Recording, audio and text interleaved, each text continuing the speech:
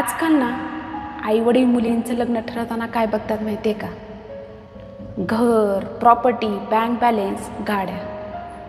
पण ह्या सगळ्यात एक गोष्ट विसरतात. आपली मुलगी खरंच तिथं सुखी राहील का? मोठ्या घरात सगळंच असतं हो, पण वेळ नसतो, प्रेम नसतं, आपुलकी नसते. तिथं फक्त दिखावा, स्टेटस आणि शांतपणे रडणारी आपली मुलगी असते.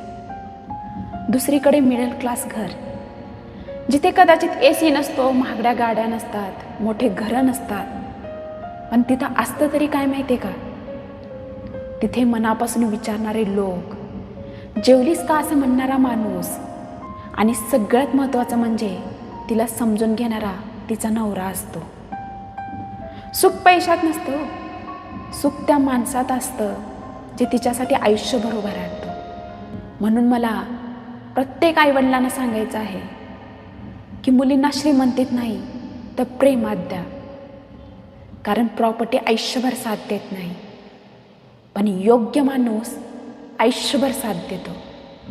तुम्हाला काय वाटतं की आजकालच्या या वातावरणात तुम्हाला काय हवं वाटतं?